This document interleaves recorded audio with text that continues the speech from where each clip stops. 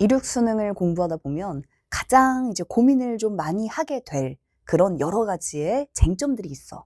커뮤니티에서도 엄청나게 말이 많고, 특히 강사들도 되게 말이 다른 그런 쟁점들이 되게 많이 있는데, 우리가 오늘 한번 그 쟁점들을 한번 분석적으로 살펴보고, 다각적으로 좀 살펴보고, 그리고 나서 올해 이륙 수능을 설계할 때 이러한 내용들을 좀 감안해서 올해 수능의 점수를 마지막 수능이니까 반드시 낼 수 있게끔 그러한 첫 번째 지표로 좀 삼으려고 이걸 좀 간단하게 살펴보는 시간을 가져보도록 하자. 일단 가장 대표적인 쟁점 5개가 있습니다. 일단 얘들아, 첫 번째, 킬러 문항 배제에 대해서 잘 모르는 학생들이 아직도 많이 있을 거야. 2, 4, 2호 수능에서 그리고 2, 6 수능에서도 킬러 문항이 배제됐습니다. 킬러 문항이 배제된 이후에 그렇다면 중요한 건 이게 배제됐냐 안 됐냐가 아니라, 그래서 내가 점수를 어떻게 하면 낼 수 있는데, 이게 이제 우리한테 중요하니까 그 얘기를 좀 해보도록 하고, 얘들아, 두 번째, V급 풀이 맞아? 구조 독해가 맞아? 요 영원히 풀리지 않는 난제? 요거에 대해서 좀 얘기해보도록 하자. 그 다음에 문학의 입장에서는 보기를 먼저 봐야 되나? 아니면 그냥 시와 소설을 아주 본질적으로 잘 해석하면 문제를 다 풀 수 있는 거 아닌가? 요거에 대한 얘기를 좀 해보도록 하자. 그리고 EBS 연계 공부가 진짜 필요한가? 얘들아, 작년에도 재작년에도 가장 많이 나왔던 키워드가 뭐였냐면, 혹시 이런 말 들어봤어? 연계 무용론이라는 키워드가 1위였어. 이게 무슨 뜻이냐?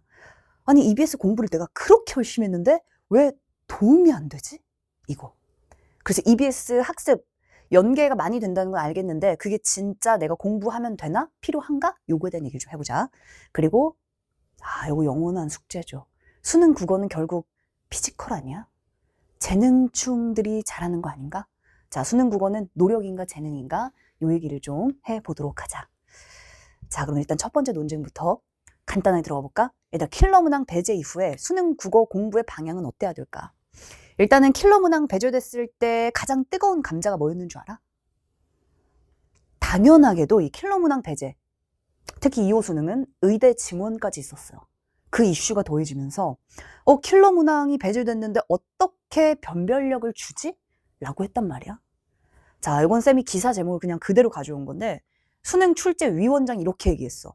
N수생을 감안해서 난이도를 조정했다. 이 얘기는 난이도를 올렸다는 거야? 내렸다는 얘기야? N수생을 감안하니까 당연히 올렸겠죠. 그치? 킬러 문항 없이 변별력 확보했다. 라고 얘기합니다. 자, 내용을 좀 더 자세하게 보면 EBS도 연계율이 늘었고 연계 체감도를 더 높이려고 했고, 근데 킬러 문항은 또 배제했어. 그러면서도 동시에 공교육 과정에서 다루는 내용만으로 변별력을 충분히 주려고 출제했다라는 거야. 그런데 여기서 중요한 게 있다. 자, 킬러 문항이 빠졌네? 하지만 여전히 변별력은 줬어요, 지금. 그럼 중요한 게 있지. 킬러 문항이 없는데 변별력을 어떻게 줬지? 이 얘기는 킬러 문항이 그동안 하던 역할, 변별력을 확보한다는 그 역할을 대신하는 누군가가 분명히 있다는 걸, 시험 속에 남아있다는 거죠. 그렇다면 우리는 이제는 킬러 문항을 대비할 필요는 없어요, 실제로. 공부의 량이 줄었냐? 그렇게 생각하면 안 되지. 왜냐면 상대평가이기 때문에. 그렇다면 우리는 킬러 문항이 빠졌네? 그럼 난 대체 뭘 공부해야 돼? 내가 진짜 원하는 아주 정교한 최상위의 점수를 받기 위해서, 혹은 내가 정말 원하는 등급을 반드시 받아내기 위해서는 내가 뭘 어떻게 공부해야 돼? 그 방향이 굉장히 중요할 거라는 거야, 올해. 자, 당연히 우리가 하고 있는 이 고민들을 기자분들도 똑같이 하시는 거야. 그래서 올해 수능이 딱 끝나자마자, 2024년이기 때문에 아직은 2호 수능이 딱 끝나자마자 이제 기자분들이 이렇게 질문하시는 거야. 아니, 킬러 문항도 빠졌고 EBS 연계 체감도도 높았다고 하면 이거 변별력 너무 떨어진다고 생각이 드는데 변별력 확보 측면 어떻게 보시나요? 라는 질문이 진짜 쏟아졌어. 여기에 대해서 이제 평가원이 답을 하는 걸 잘 들어봐야 돼. 평가원이 어떻게 변별력을 냈을까? 평가원 피셜만큼 우리한테 중요한 게 없잖아. 이렇게 대답하시는 거야. 말씀드리겠습니다. 2호 수능은 최근에 출제 경향 유지하면서 정보량은 적정, 정보는 비교적 명시적 제시가 되어 있다. 잠깐만, 얘들 이 얘기는, 이거 지금 정보량이 적당하다는 건 지문을 말하는 거잖아.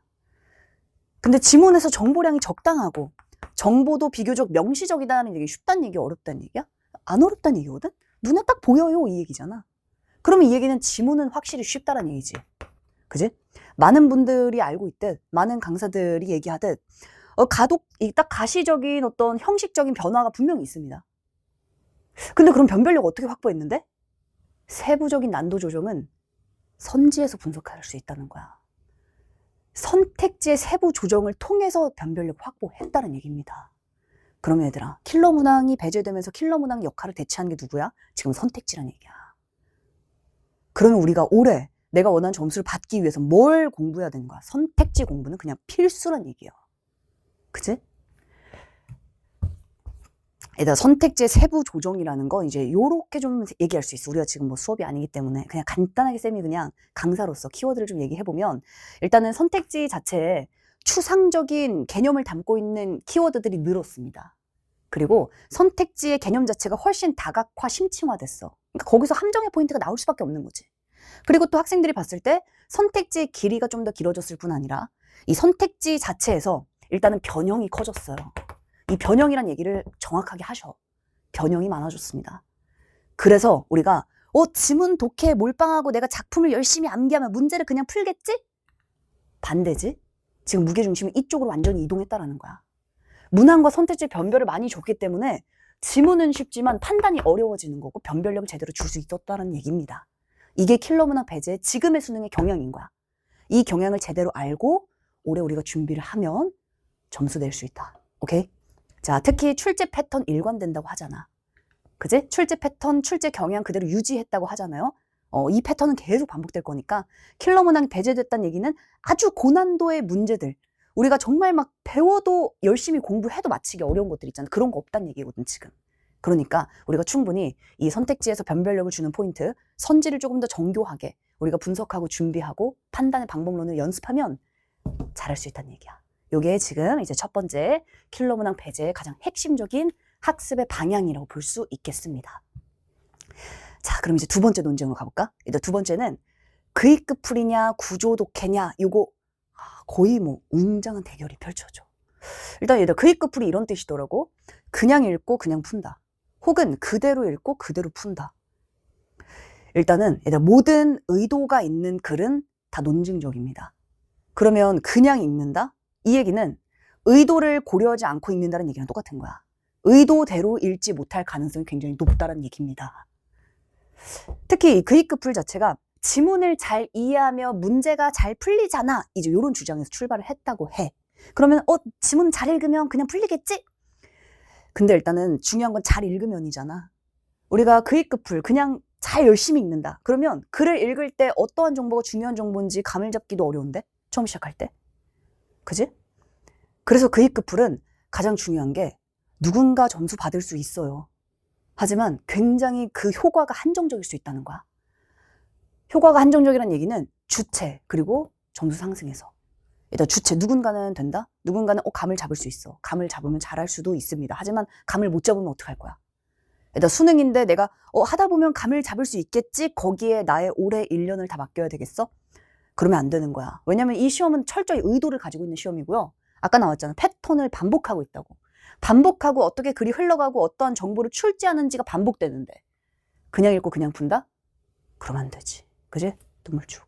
안 됩니다. 그래서 그 효과가 주체가 한정적일 수 있어. 누군가는 되지만 누군가는 안 될 수 있다는 거야. 그리고 누군가가 된다고 하더라도 사실은 그럼 수능 당일날 안 읽히면 어떡할 거야? 수능 당일날 읽어야 되는데 지문이 안 보이면, 지문의 정보가 잘 안 들어오면 문제 어떻게 풀 거냐고 흔들릴 수 있다라는 거야. 그리고 그입급 풀의 가장 커다란 문제, 수능과 무관한 생각을 할 수 있다는 거지. 그 생각들은 싹 다 노이즈가 됩니다. 오히려 방해가 될 수 있어.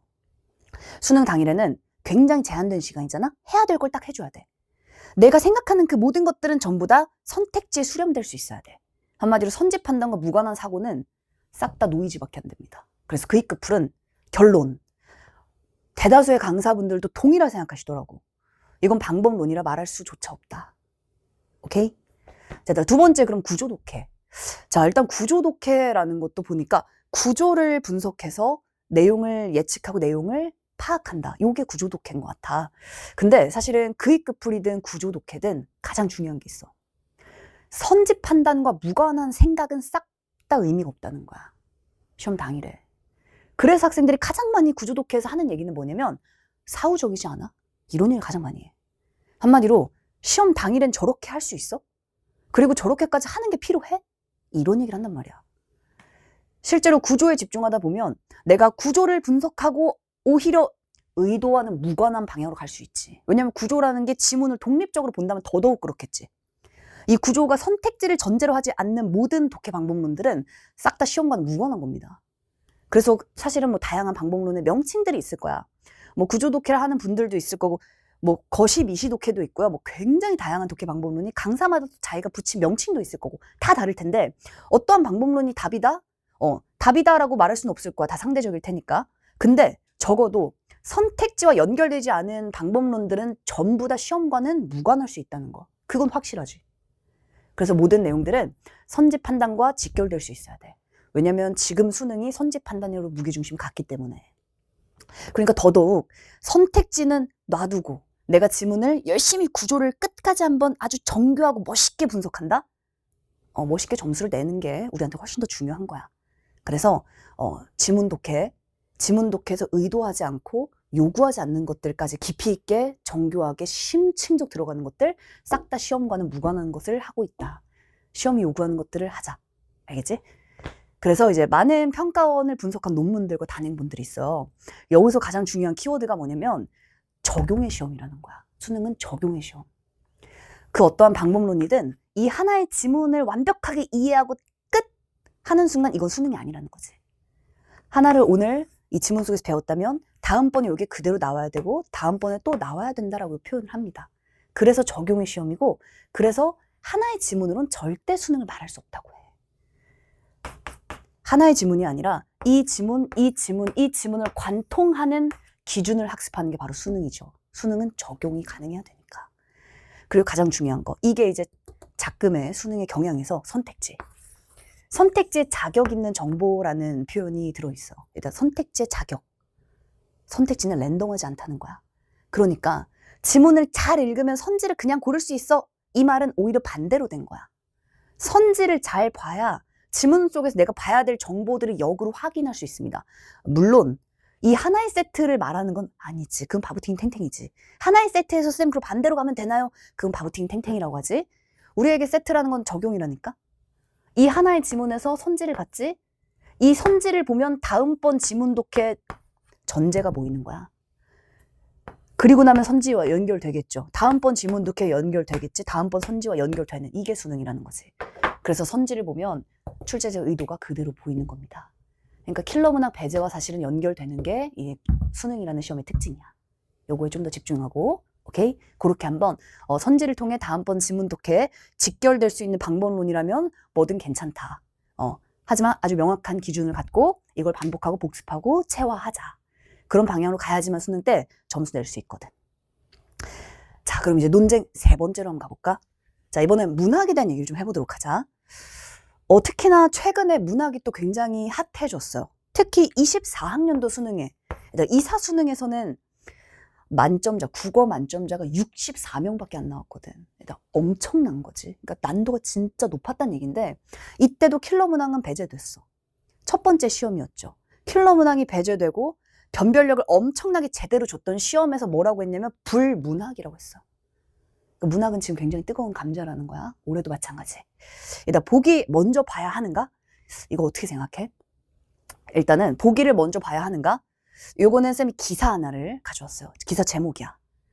이제 모 시인분께서 내 시가 일단 수능에 그리고 모의고사에 굉장히 여러 번 출제되신 시인분인데 다 틀렸다. 그래서 이제 이 기사에서 굉장히 그 분노를 표출하셨어요. 작가의 의도를 묻는 문제를 진짜 작가가 모르면 대체 누가 안다는 건지 너무 미스테리하다. 이렇게 막 분노를 표출하셨거든? 얘들아, 누가 알아 그러면? 누가 안다고 생각해? 누가 알까?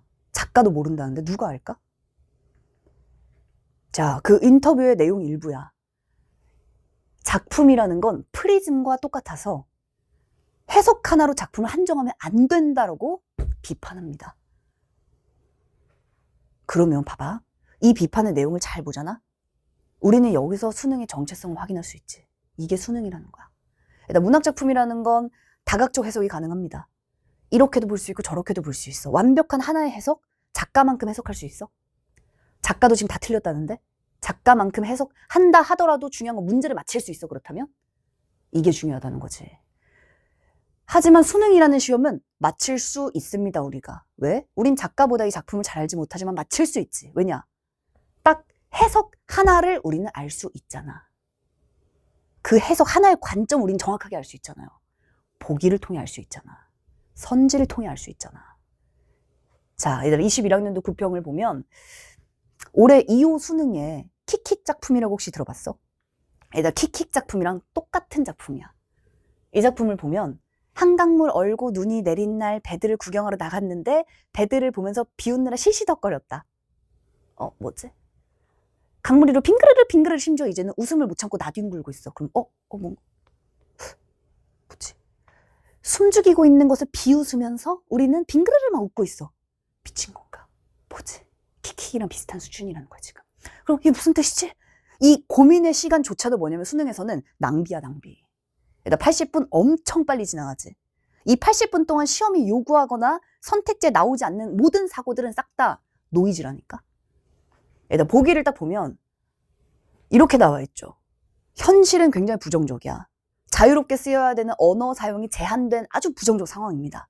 그 상황 속에 웃음이나 몸짓과 같은 또 다른 의사소통의 방법을 보여준다고 돼 있어. 그러면 한강물 얼고 눈이 내린 날 딱딱하게 얼었어요. 이 일렬로 늘어선 배들은 뭐야? 지금 언어 사용이 제한된 부정적인 상황이야. 그들을 비웃느라 시시덕거렸어. 그럼 얘네가 못돼가지고 막 얼어붙은 애들을 얼었대요. 이게 아니라는 거야 지금. 뭐야? 100% 긍정인 거야 지금. 또 다른 의사소통의 방식이라는 거지. 빙그르르 웃음을 못 참고 나뒹구는 게 지금 미친 게 아니라는 거야. 그게 아니라 이건 또 다른 의사소통의 방식이라는 거야. 이 배들이 날아가지 못하는 말들이 나란히 숨죽이고 있는 것을 비웃으니까 못된 게 아니라 이게 지금 뭐냐면은 이게 의사소통의 방법이라는 거야. 이렇게 문제를 풀어야지. 80분의 제한된 시간 동안에 정확하게 하나의 관점으로 해석 딱 해야지. 김혜순 작가가 아닌데 이런 뜻이 아닌데 라고 하셔도 이의 제기가 받아들여지지 않는다라는 거야. 이게 수능이니까. 알겠지? 그래서 보기를 참고하여 감상하라고 합니다. 이 보기라는 관점 하나. 평가원을 분석한 논문에 따르면 이 보기는 컨트롤 타워라고 되어 있어. 컨트롤 타워. 이 보기가 모든 다른 문제들을 다 싹 다 관장하는 거야. 보기를 제일 먼저 만듭니다. 보기 문제를. 그리고 나머지 선지들은 이 보기와 부딪히면 안 돼. 그리고 이 보기의 해석에서 벗어나면 안 됩니다. 그래서 컨트롤 타워야. 얘들아 문학은 보기를 참고해서 윗글 감상하라 돼 있지. 독서는 어떻게 써 있어? 독서는 윗글을 참고하여 보기를 풀라고 되어 있죠.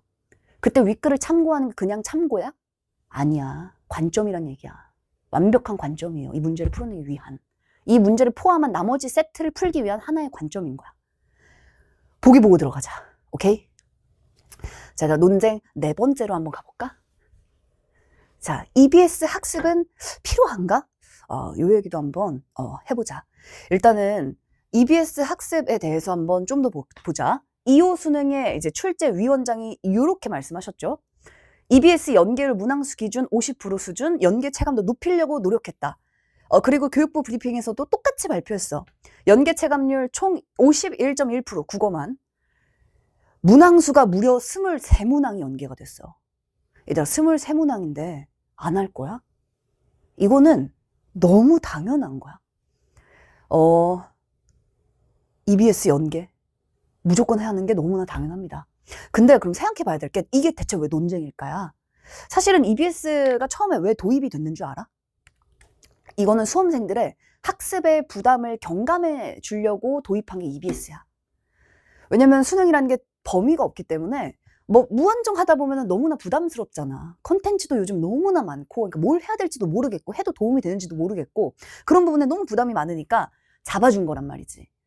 근데 이게 대체 왜 논쟁이냐는 거야. 이게 중요한 거야. 왜 논쟁일까 대체. 2020년도에 얘들아 2020학년도 수능에 이의 신청이 무려 344건 특히 국어에 굉장히 많이 집중이 됐습니다. 월선언 16경과는 얘들아 이 당시에 EBS 연계였어. 이 당시 EBS 연계였는데 학생들이 배웠던 내용과 반대로 정답으로 제시가 됐기 때문에 굉장히 많은 이의 신청이 있었습니다. 그러니까 학생들이 정말 EBS 학습이 필요한가? 오히려 방해가 되는 거 아닌가? 라고 생각을 한다라는 거야.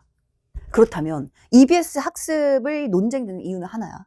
EBS 학습이 필요한 건 너무 확실해. 하지만 EBS 학습의 방향 때문에 논쟁이 되는 거야. 일단 EBS는 이렇게 생각하시면 돼요. 아까도 쌤이 논문을 잠깐 보여줬지만 특히 문학은 내신처럼 공부하면 절대 안 돼. 일단 내신식과 수능식의 핵심적인 차이가 뭔지 알아? 내신식, 배운 내용 확인하는 시험이 내신이지. 학생들이 배웠던 내용과 다르다라는 거 이거 내신식 공부했다는 얘기인 거야.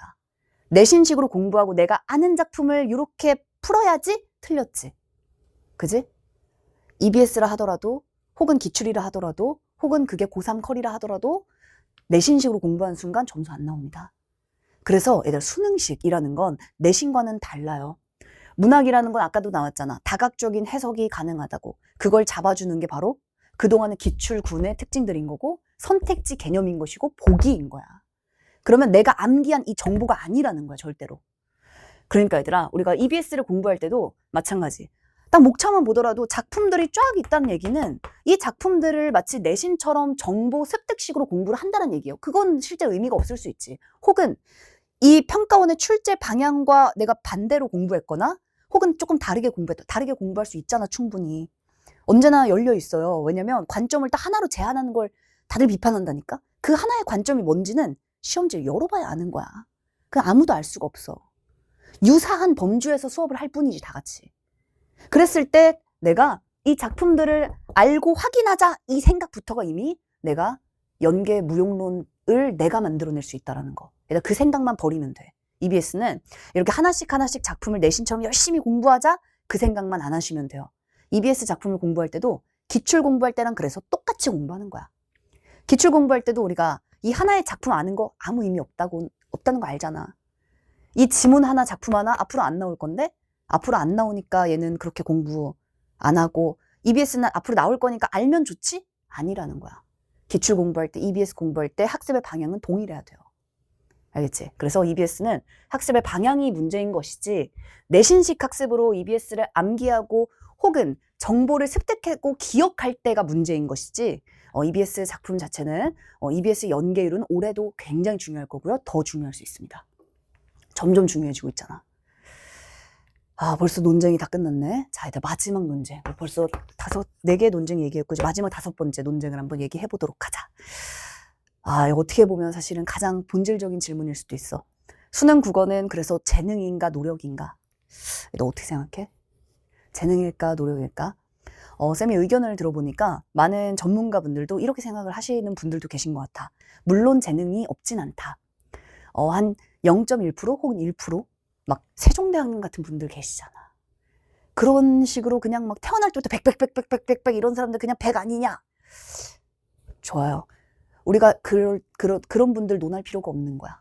그냥 국어를 잘하는 거 그건 논할 필요가 없고 이 질문도 왜 나오는지를 한번 잘 생각해봐. 재능이냐 노력이냐라는 게 왜 나오는 거야. 진짜 재능인지 노력인지가 궁금한 게 아닌 거야. 왜 나오는 거냐면 이 질문은 내가 노력해도 안 되니까 재능인가라고 질문이 나오는 거야. 그지? 그렇다면 이것도 마찬가지입니다, 얘들아. 중요한 건 노력의 방향이라는 거야. 얘들아, 재능은 만드는 겁니다. 이건 수능 국어라는 아주 정형화된 시험이기 때문에. 굉장히 많은 점수 상승을 경험한 학생들이 많이 있어. 쌤뿐 아니라 많은 강사쌤들의 제자분들도 많이 있습니다. 얘들아, 재능이라는 건 만들어 나가는 거야. 이때 만든다라는 건 내가 뭔가 책을 많이 읽으면 잘 하겠지? 반대도 많잖아. 내가 책을 많이 읽었는데도 국어 점수는 안 나오는 사람들도 많이 있고요. 내신은 내가 정말 잘하는데 모고만 이상하게 안 나오는 친구들도 있고 반대도 있어. 모고는 내가 진짜 잘하는데 내신이 안 나오고 이런 게 다 있어. 왜 그럴까? 그건 당연히 시험의 의도와 요구하는 바가 다르기 때문이야. 그러면 하나만 기억하면 돼. 수능 국어가 나에게 요구하는 그 재능을 만들어 나가고 채워나가면 됩니다. 그래서 재능이냐 노력이냐 결론은 재능은 만드는 거다. 그래서 이렇게 5가지의 좀 논제를 살펴봤는데 그래서 약간의 그 어떤 쟁점들을 사실 뭐 쟁점 부딪힌다 뭐 생각이 다르다 다 필요 없고 중요한 건 점수만 내면 되거든. 수능 국어는 그런 게 있잖아. 우리가 어찌됐건 결과적인 점수를 얻어 나가는 게 좀 중요한 시험인 거는 맞잖아. 과정이 매우 중요하지만요.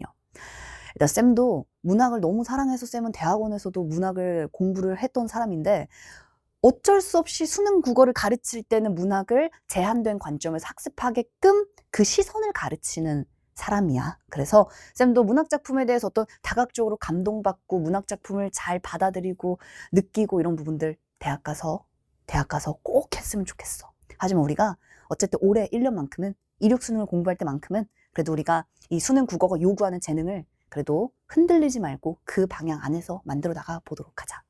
그럼 우리는 수업 때 또 보도록 하자.